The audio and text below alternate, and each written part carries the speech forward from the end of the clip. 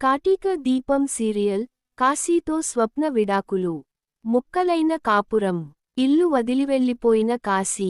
కాశీకి బెయిల్ ఇచ్చి విడిపించాలని అనుకుంటాడు శ్రీధర్.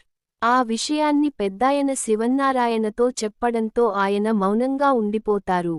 అయితే దాసు మొహం చూసిన తరువాత కాశీని క్షమిస్తాడు పెద్దాయన. వాడిని జీవితంలో క్షమించకూడదని అనుకున్నాను కాని దాసు మొహం చూసిన కాశీ బెయిల్ పనులు చూడమని చెబుతాడు శివన్నారాయణ. కాశీకి బెయిల్ ఇప్పిస్తానని పెద్దాయన చెప్పడంతో మీకు కీడు తలపెట్టిన వాడికి కూడా మేలు చేసే గొప్ప గుణం మీలో ఉంది అంటూ ఎమోషనల్ అవుతాడు దాసు. కార్తీక్ బయట మాట్లాడుకోవడం జ్యోతిన గమనిస్తుంది. వీరిద్దరూ ఇంతసేపు మాట్లాడుకున్నారంటే నా గురించేనా అంటూ జ్యోతిన కంగారుపడుతుంది. ఒకవేళ దాస్ నా గురించి బావాకు ఏమైనా చెప్పాడా? బావ ప్రవర్తన చూస్తుంటే అనుమానంగానే ఉంది. ఎందుకైనా మంచిది నేను కొంచెం జాగ్రత్తగా ఉండాలని జ్యోతిన కంగారుపడుతుంది. ఇక శ్రీధర్ ఇంటికి ఇంకా రాలేదని స్వప్న ఎదురు చూస్తుంది. అంతలోనే శ్రీధర్ ఇంటికి వస్తాడు. ఎందుకు లేట్ అయిందని స్వప్న అడగ్గా ఒకర్ని కలవడానికి వెళ్లానని శ్రీధర్ చెబుతాడు. ఎవరా ఆ వ్యక్తి అని స్వప్న తండ్రిని అడుగుతుంది. అంతలోనే కాశీ జైలు నుంచి ఇంటికి వస్తాడు. కాశీని చూసిన స్వప్న కోపంతో కూడిన ఆశ్చర్యం వ్యక్తం చేస్తుంది. కాశీపై రెచ్చిపోయిన స్వప్న తప్పు చేశావంటూ తండ్రిపై ఫైర్. కాశీ లోపలికి వస్తుండగా అక్కడే ఆగు అంటూ స్వప్న గట్టిగా అరుస్తుంది.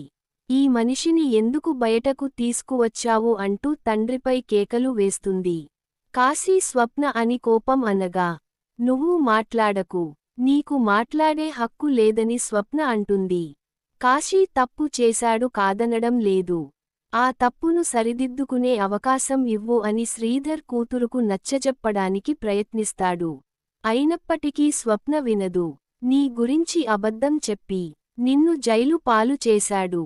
అలాంటి వ్యక్తిని కూడా నువ్వు క్షమించావు. అవును కాశీ చెప్పింది నిజమే. నువ్వు తప్పు చేశావు నాన్నా. ఆ తప్పు ఏంటో తెలుసా? ఇతన్ని ఇంట్లో పెట్టుకోవడమే. ఒక మనిషిని ఇన్నిసార్లు క్షమించాలని లేదు కదా అంటూ కాశీపై ఆగ్రహం వ్యక్తం చేస్తుంది స్వప్న. కాశీతో నాకు విడాకులు కావాలి. షాకిచ్చిన స్వప్న వీడు చేసిన తప్పుకి నువ్వు నా కొడుక్కి ఏ శిక్ష వేయాలని అనుకుంటున్నావో అది వేయి అని స్వప్నను అడుగుతాడు దాస్.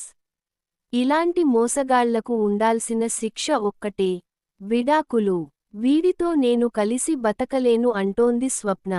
దీంతో వారందరూ ఒక్కసారిగా షాక్కు గురవుతారు. కాశీ మాట్లాడుతూ స్వప్న విడాకులా? అంత పెద్ద మాట అనేస్తున్నావు. అసలు నన్ను ఎప్పుడైనా అర్థం చేసుకున్నావా? నా పరిస్థితి ఏంటో ఆలోచించావా అని అడుగుతాడు. స్వప్న కోపంగా నిన్ను అర్థం చేసుకోవాలా? నిన్ను అర్థం చేసుకున్నాను కాబట్టే అడుగుతున్నాను.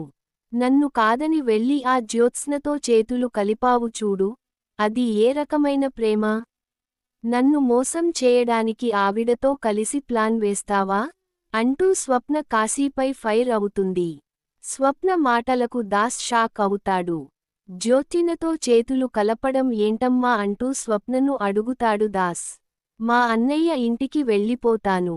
శ్రీధర్ గట్టిగా గద్దిస్తూ స్వప్న ఆపు, అనవసరమైన విషయాలు మాట్లాడకు.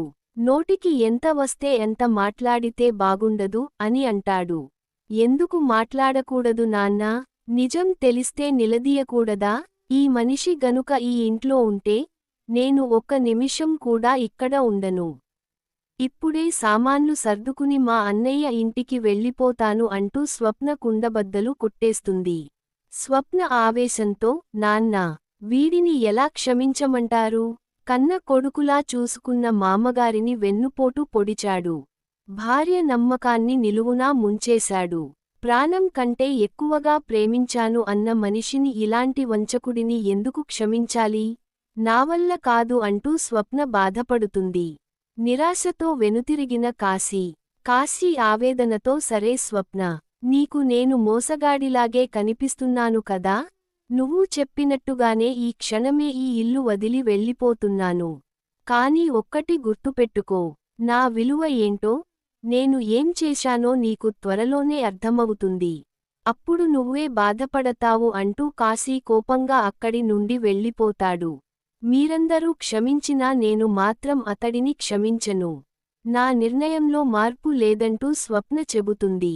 శ్రీధర్ పశ్చాత్తాపంతో చేసుకున్న పాపం ఇలా నన్ను వెంటాడుతోంది. నాడు నేను ఒక ఆడదానిని మోసం చేశాను. అందుకే ఈరోజు నా కళ్లముందే నా కూతురిని మరొకడు మోసం చేశాడు. కాలం ఎంత విచిత్రంగా పగ తీర్చుకుంటుందో కదా అంటూ బాధపడతాడు.